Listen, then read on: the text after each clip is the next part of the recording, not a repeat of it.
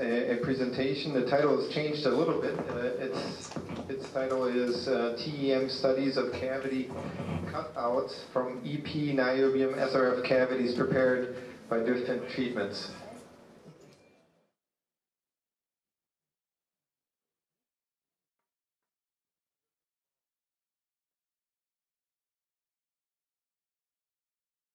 Okay, so good afternoon, everyone. My talk is probably going to be not that long, but I'm going to be talking about. Maybe we can speak in your sense. Oh, sorry. Yeah, thanks. Much louder. So I'm going to be talking about material science investigation of SRF 1.3 gigahertz niobium Tesla-shaped cavities. And there's going to be two parts to my talk. The first part is devoted to the investigation of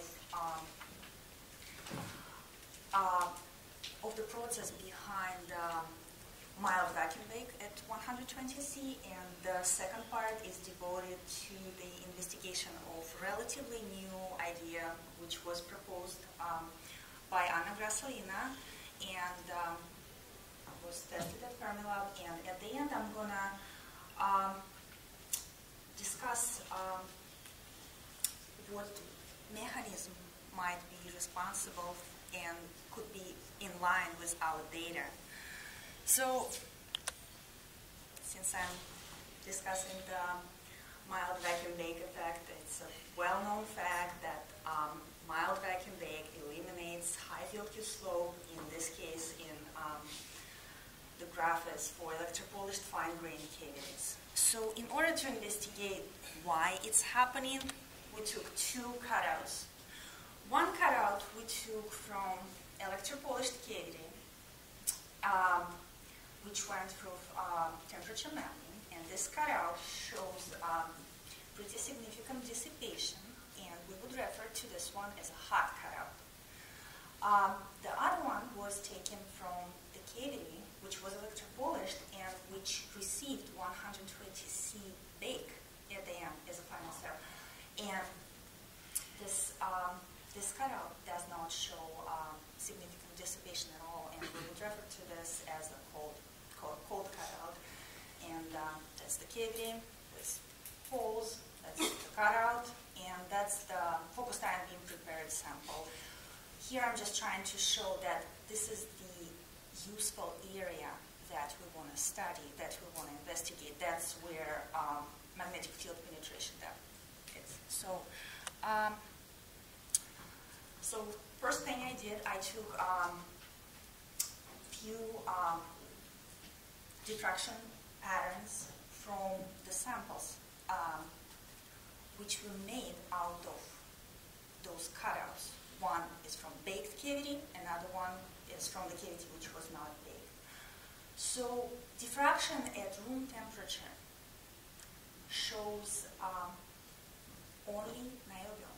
It shows simply niobium. So as we know from previous studies and from a lot of different tests, that hydrogen could be very important in SRF behavior. So I'm stating here that hydrogen and niobium at room temperature present only in a form of solid solution, which is usually referred as alpha phase. So let's see what will happen if we will lower the temperature. So at 94 kelvins, I did something that called scanning electron nano-area beam diffraction. So I actually obtained diffraction maps of the near surface area of the samples, which were prepared again from baked and not baked cutouts. So every square of the red square here represents the area that I probed one at a time, which is approximately 170 nanometers in diameter. So on so-called hot spot samples, which were not baked, the cavity was not baked, I identified at least 2 niobium hydride phases, which is epsilon phase and beta phase. And in some places, I have both, epsilon and beta. So I'm stating here that in this not baked spot, we do have niobium hydride precipitation. So what's happening in the baked spot? Well, in the baked spot, I have only niobium reflections, so no hydride precipitation here. However, I decided to go a little deeper, and I decided to study the same, not exactly the same samples, but the samples, freshly prepared from this baked and unbaked cavity cutout. But I used much brighter beam, I used different TM, I used smaller probe size, which varies from 50 to 80 nanometers. And I came into the conclusion that actually we do have precipitation of niobium hydrides in both, in baked and not baked cavities. However, the difference is the statistics of the appearance of those hydrides in baked and non-baked cutouts. So, which might suggest that either amount of these hydrides or size of these hydrides is different on baked and non-baked cutouts. So, this is just an additional evidence that might suggest you the role of hydrogen.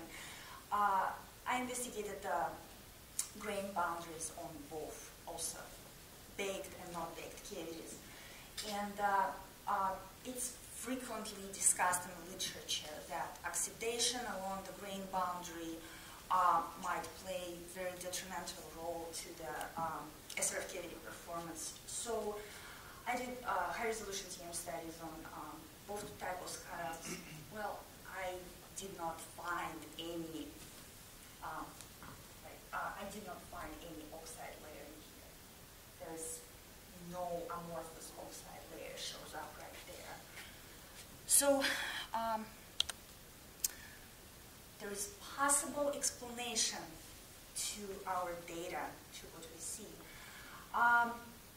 which is very strongly related to the recent positron annihilation studies, which study the vacancies, which give an information regarding the vacancies in the sample. So we think that the major effect of 120C baked is an introduction of vacancy, which then form hydrogen vacancy complexes. And after formation of hydrogen vacancy complexes, we might have less, or in theory, no available hydrogen for niobium hydrides precipitation. This goes in line to what I'm seeing in my data. So now I would like to switch to the second part of my talk. I'm going to discuss nitrogen doping procedure, which not just gives up to 4 times higher Q results, but also reverses medium field Q slope. So we're trying to understand why it's happening. Due to success of this procedure, this treatment was immediately picked up by SLAG, and first has 8 9-cell cavities lined up for the first cryo model. So what is nitrogen doping procedure? We would think it consists from 2 steps. Step number 1 is reacting bulk niobium cavities with nitrogen gas at 800C in ultra-high vacuum furnace for approximately 20 minutes. After that, no nitrogen at 800C for 30 minutes.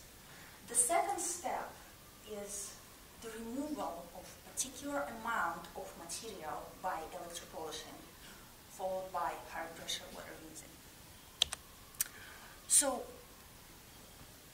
we decided to investigate step by step what's happening.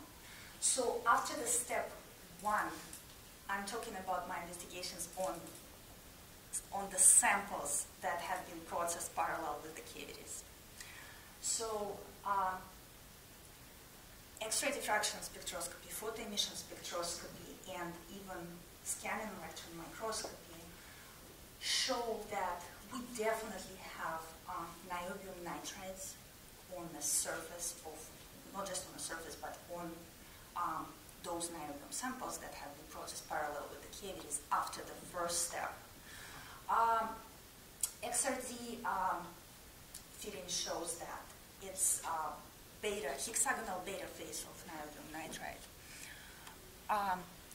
So here, why I'm talking about SEM, because it shows this features, like some sort of star-looking features at the surface, which closely agrees to what you can see in the literature. So I took this surface and I decided to see how those nitrides look in depth. So I just prepared a field sample and I did some, TM. So we can see two things. In the featureless region, we see just niobium. In a region where we can see like features with different contrast, we see few niobium nitride phases. I definitely identified beta phase, but there might be some more because there's at least 2 another hexagonal phases. So another thing is that niobium nitrides are clearly visible within first at least 2 micrometers from the sample surface. SRF performance after the very first step of nitrogen treatment is very, very poor. So here I took a look at the grain boundaries. So just to see how those features, how those nitrides regions propagate along the grain boundary. I found that niobium nitrides are clearly visible, the same in about 2 microns along the grain boundary. And this is just SEM image which shows grain boundary of niobium, which is decorated by this features, by this star-looking features.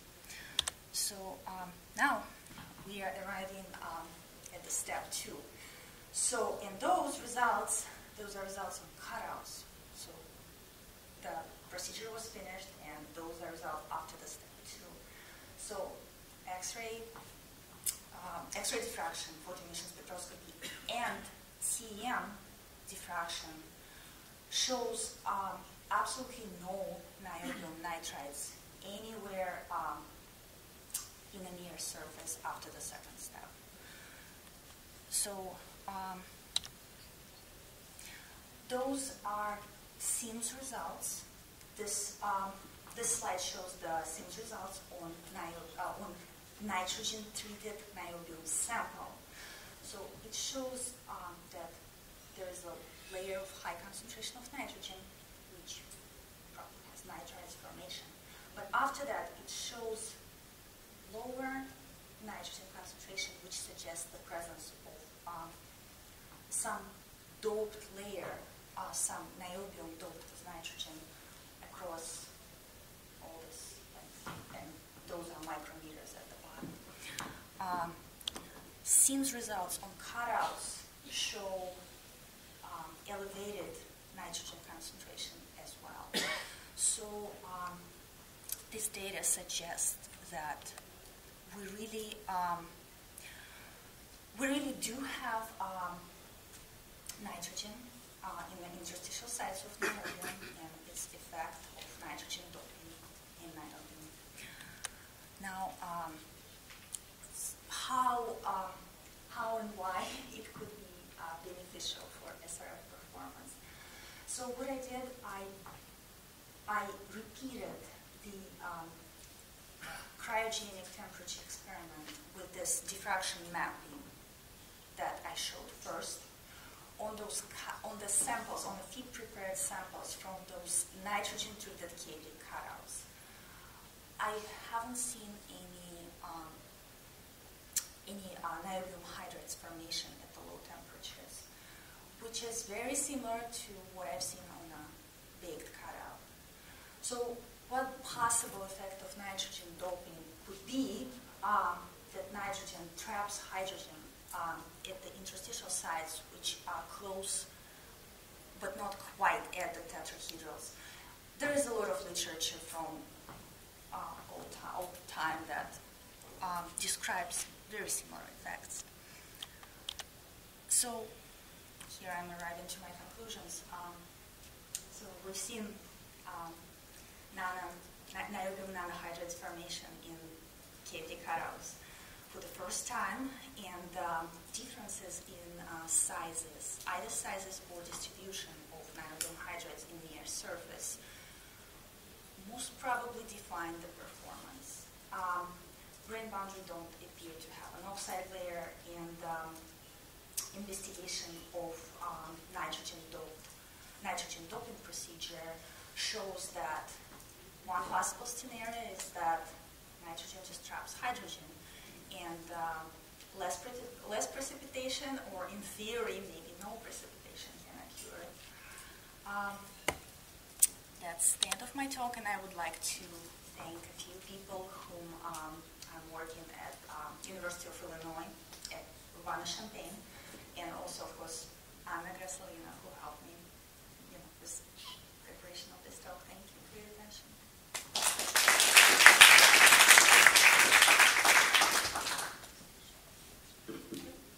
So, paper is open for questions. Okay, when you said you didn't find oxygen in the grain boundary, how was the sample treated? The same way as the cavity was treated. 150-degree baking or not? 120 degrees. So it was baked? One was baked, well, one cavity was baked, right? Yep. And cut. Another one was never baked, just electropolishing and cut. And I prepared the samples from both. So I looked at something that I call hot spot and cold spot, and I didn't see any oxides in either of those along the grain boundaries. Would you like to try with a sample where I'm pretty sure there is something which showed viscosity? Do I want to try to make a film sample? Because I think it doesn't affect them all. I think it really depends. I think it's more relevant for niobium and copper. I believe there you might find something. Sure. No, it's. I think actually this is kind of like. I think this way to try to investigate, niobium and copper or something else. I think it's a pretty good way to see, because you can actually see. So yeah, it's not very hard to make a FIB sample. It's not very hard to do TM. I mean, it takes time, but sure. I mean, the samples we have, and it'd be interesting to see the other difference. Yeah, but you always have to, you kind of have to look with, you have to compare with the base, like for instance, you're trying new treatment, right? You always have to have, okay, I didn't do this, I have just pure electropolishing and I did something, because that could be important. But we already kind of have a base, we have just electropolishing. Claire. I just wanted to comment. I already told you that in verses that one grain boundary is not representative of the whole material, and with other techniques we have observed that in some grains you have less oxygen and in some grains you have more oxygen, and it depends on the relative orientation of the grains. So it needs a lot of more. It definitely does. I mean, how many samples do I have? As I said, like we were discussing it yesterday, I have like 20 from here, 20 from here, random amount. It takes me about 6 hours to make a FIB sample, but, it depends. If it's with nitrides, it's easier or harder. I have another question. Are we sure that hydrogen is the culprit, or is it just a side effect because it shows that we have dislocation in this place, and maybe the detrimental effect comes out of the dislocation and not the hydrogen? You know, the question about dislocations, might it come from dislocations? That's the question? I mean, I'm just wondering if hydrogen is just a collateral effect. Hydrides, I mean. You know, everything is possible. However, if I would just compare the dislocations on hot spot from not baked cavity and from cold spot from baked cavity, it has such a huge amount of cold working in the near surface, as you know, as you said, you tried with some other techniques, that you can't do any sophisticated data analysis, because you have just such a huge amount of cold working. It doesn't make sense. I tried, and it just cold working. Dislocations are everywhere, and both samples look so similar that. Can I maybe ask a question myself to that? I guess what I didn't understand is you say that after the baking, the hydrogen is trapped by the dislocations. Vacancies. By the vacancies. And where do those come from due to the bake? Right. So, I mean, is it possible that it's actually oxygen that is diffusing, and oxygen will trap hydrogen very nicely as well? That's right, but it's. I think someone was saying that for oxygen, for 120 C is. I'm not going to claim anything, but it's very unlikely. In the literature, it says that oxygen and vacancies, oxygen can couple with vacancies.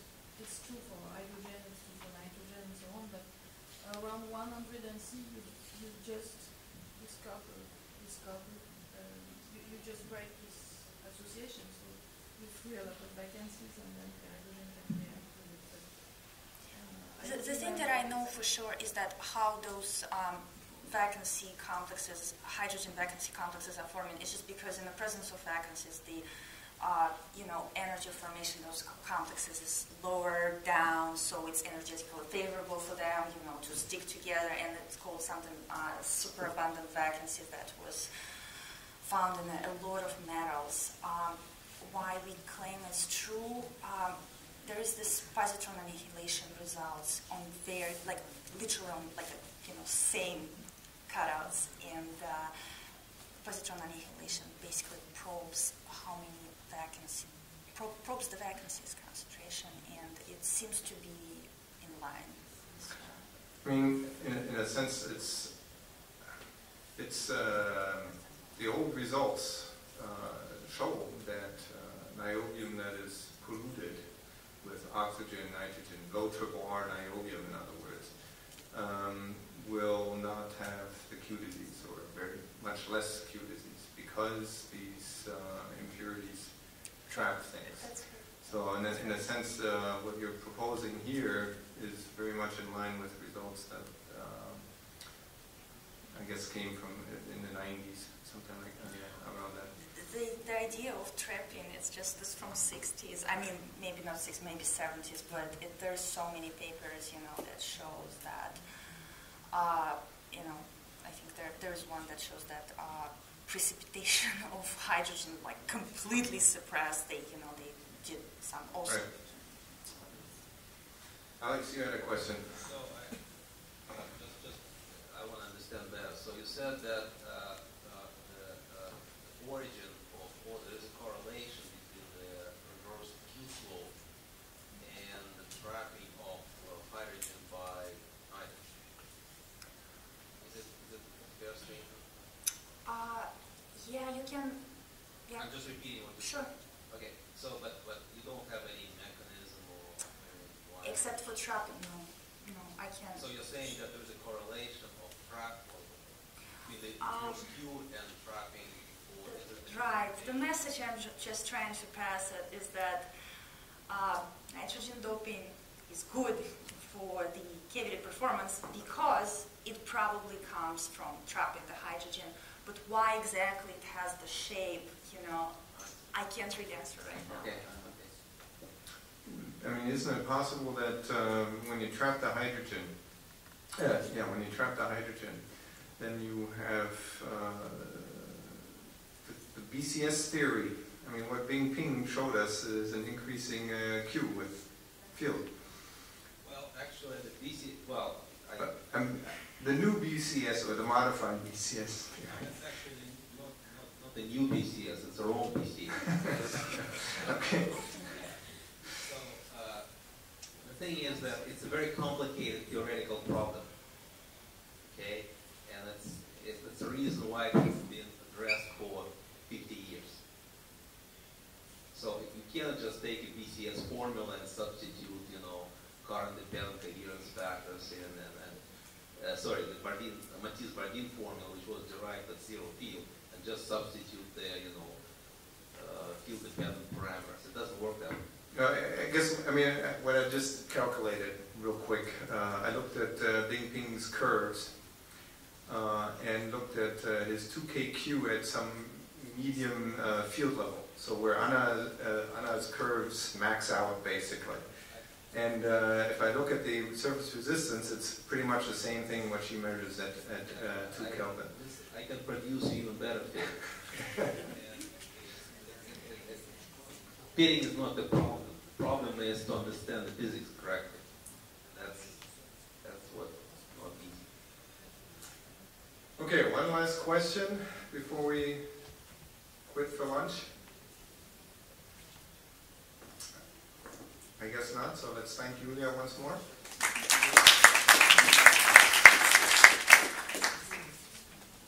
And we'll be meeting back here at